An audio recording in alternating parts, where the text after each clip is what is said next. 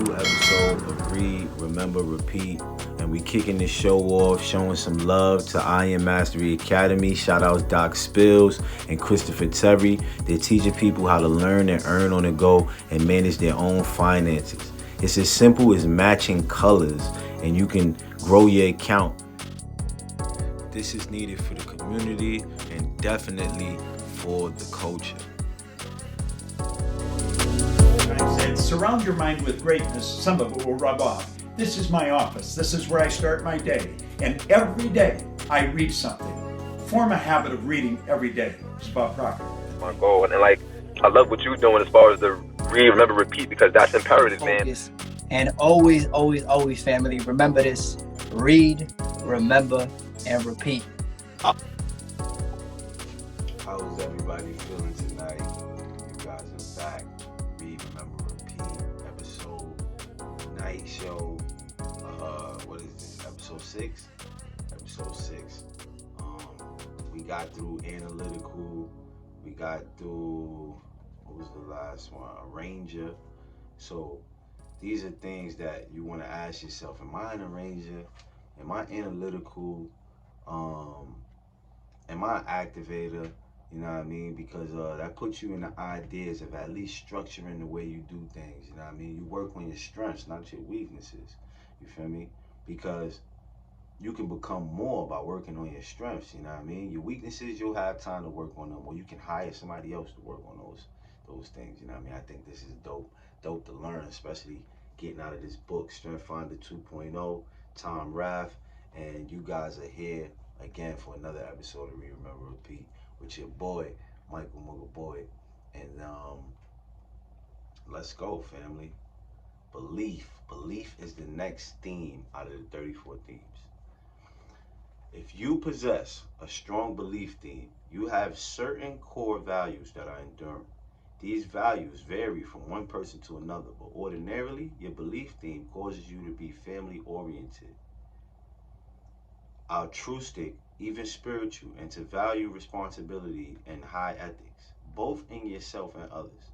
These core values affect your behavior in many ways. They give your life meaning and satisfaction. In your view, success is more than money and prestige. They provide you with direction, guiding you through the temptations and distracting of life toward a consistent set of priorities.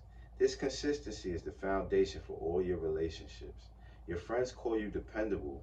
I know where you stand, they say. Your belief makes you easy to trust. It also demands that you find work that meshes with your values. Your work must be meaningful. It must matter to you. And guided by your belief theme, it will matter only if it gives you a chance to live out your values. Belief sounds like this. Michael K., salesperson. The vast majority of my non-working time goes to my family and to the things we do in the community. I was on the countywide Boy Scouts board of directors. When I was a Boy Scout, I was pack leader. When I was an explorer, I was junior assistant leader for the Boy Scouts. I just like being with kids. I believe that's where the future is, and I think you can do a whole lot worse with your time than investing it in the future. Laura M., college president. My values are why I work so hard every day at my job. I put hours and hours into this job, and I don't even care what I get paid. I just found out that I am the lowest paid college president in my state, and I don't even care. I mean, I don't do this for the money. Tracy D., airline executive. If you are not doing something important, why bother? Getting up every day and working on ways to make flying safer seems important to me. Purposeful. If I didn't find this purpose in my job, I don't know if I could work through all the challenges and frustrations that get in my way. I think I would get demoralized.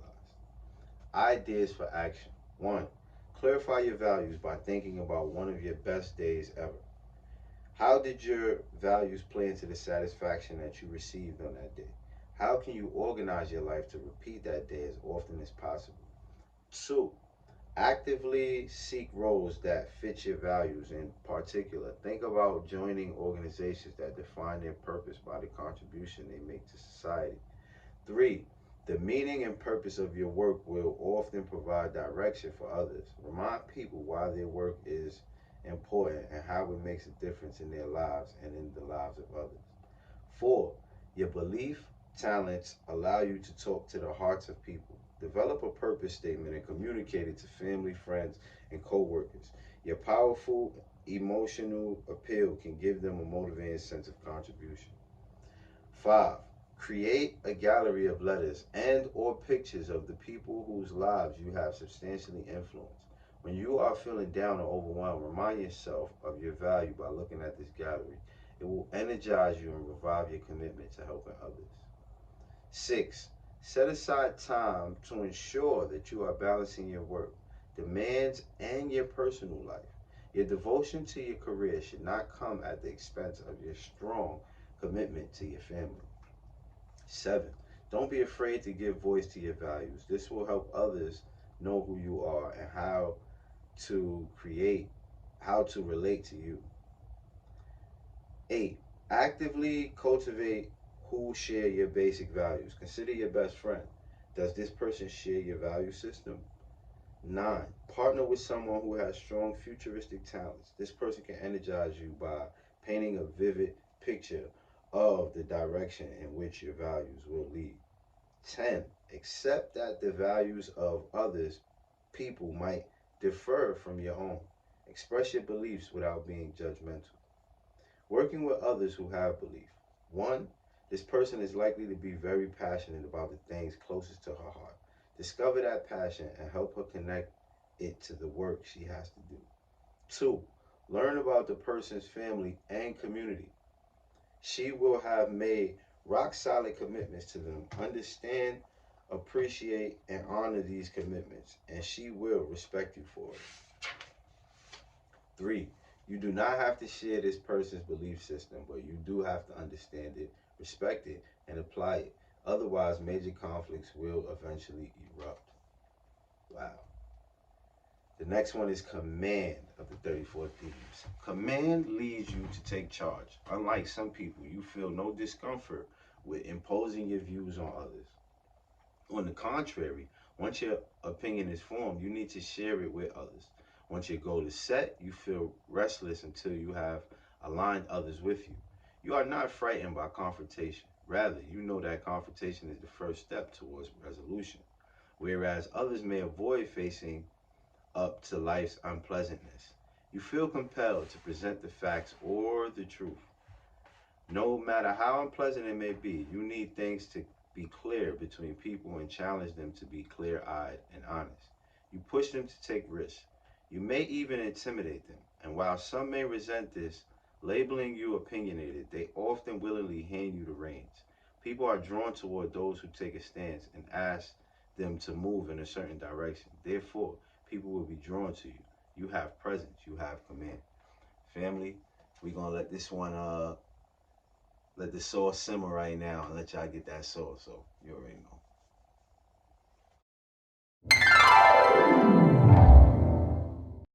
The guy whose last name is Lamborghini, he wasn't a car manufacturer. He was a man who owned tractors, but he drove Ferraris. And he went up to the Ferrari man because he knew something about engine parts. He made a suggestion to the Ferrari man about how his cars could be a little better.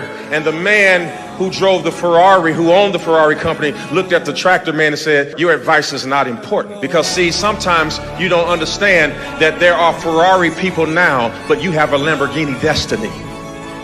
And what he did is, instead of arguing with the man who owned Ferrari, he went and created the Lamborghini and fixed what was broken in the Ferrari. And then let me tell you something. Some of y'all keep arguing with Ferrari. Would you just become Lamborghini? The guy whose last name is Lamborghini, he wasn't a car manufacturer. He was a man who owned tractors, but he drove Ferraris. And he went up to the Ferrari man because he knew something about engine parts. He made a suggestion to the Ferrari man about how his cars could be a little better. And the man who drove the Ferrari, who owned the Ferrari company, looked at the tractor man and said, your advice is not important. Because see, sometimes you don't understand that there are Ferrari people now, but you have a Lamborghini destiny. And what he did is, instead of arguing with the man who owned Ferrari, he went and created the Lamborghini and fixed what was broken in the Ferrari. And then let me tell you something. Some of y'all keep arguing with Ferrari. Would you just become Lamborghini? And we are back, family, jumping right into command. Command sounds like this. Malcolm M., hospitality manager. One reason I affect people is that I am so candid. Actually, people say that I intimidate them at first. After I work with them a year, we talk about that sometimes. They say, boy, Malcolm, when I started working here, I was scared to death. When I ask why, they say, I've never worked with anyone who just said it. Whatever it was, whatever needed to be said, you just said it. Rick P., retail executive. We have a wellness program whereby if you consume less than 4 alcohol beverages a week, you get $25. If you don't smoke, you get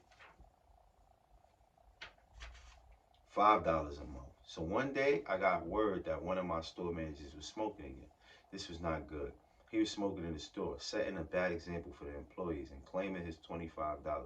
I just can't keep stuff like that inside. It wasn't comfortable, but I confronted him with it immediately and clearly. Stop doing that or you are fired. He's basically a good guy, but you can't let things like that slide. Diane N. Hospice, worker. I don't think of myself as assertive, but I do take charge. When you walk into a room with a dying person and his family, you have to take charge. They want you to take charge. They are in a bit of shock, a bit frightened, a bit in denial. Basically, they're confused. They need someone to tell them what is going to happen next. What they can expect, that it's not going to be fun, but that in some important ways, it will be all right. They don't want mousy and soft. They want clarity and honesty. I provide it. It's dope. Ideas for action. 1. You will always be ready to confront, practice the words, the tone, and the techniques that will turn your ability to confront into real persuasiveness. 2. In your relationships, seize opportunities to speak plainly and directly about sensitive subjects. Your unwillingness to hide from the truth can become a source of strength and constancy for your colleagues and friends. Strive to become known as a candid person. 3. Ask people for their opinions. Sometimes your candor will be intimidating, causing others to tread lightly for fear of your reaction. Watch for this. If necessary, explain that you are upfront simply because it feels uncomfortable to keep things bottled up, not because you want to frighten other people into silence. 4. Partner with someone with strong woo or empathy talents. Some obstacles do not need to be confronted. They can be circumvented. This person can help you avoid obstacles through relationships. 5. Your take charge attitude steadies and reassures others in times of crisis. When faced with a particularly trying challenge, you use your command talents to assuage others' fears and convince them you have things under control. 6. Your command talents might compel you to wrestle for the reins of power because you love being in the driver's seat. But remember that even when you are not formally in charge, your presence can be an unseen yet powerfully felt force. 7. Step up and break bottlenecks. Others count on your natural decisiveness to get things moving. When you remove roadblocks, you often create new momentum and success that would not have existed without you. 8. Consider taking the lead on a committee. You have definite ideas about what you would like to see happen, and you can naturally influence a group to follow you. You might be comfortable spearheading new initiatives. 8. Seek roles in which you will be asked to persuade others. Consider whether selling would be a good career for you. Oh, that was 9. Yeah, that was 9. Seek roles in which you will be asked to persuade others. Consider whether selling would be a good career for you. 10. Find a cause you believe in and support it. You might discover yourself at your best when defending a cause in the face of resistance. Working with others who have command. Always ask this person for evaluations of what's happening in your organization. He is likely to give you a straight answer in the same vein. Look to him to raise ideas that are different from your own. He isn't likely to be a head nodder. 2. When you need to jar a project loose and get things moving again, or when people need to be persuaded, look to this person to take charge. 3. Never threaten this person unless you are 100% ready to follow through. Communication, family. we are on communication. Communication. You like to explain, to describe, to host, to speak in public, and to write. This is your communication theme at work. Ideas are a dry beginning. Events are static. You feel a need to bring them to life, to energize them, to make them exciting and vivid. And so you turn events into stories and practice telling them. You take the dry idea and live in it with images and examples and metaphors. You believe that most people have a very short attention span. They are bombarded by information, but very little or it survives. You want your information, whether an idea, an event, a product, features, and benefits, a discovery or lesson, to survive. You want to divert the attention towards you and then capture it. Lock it in. This is what drives you. This is what drives your hunt for the perfect phrase.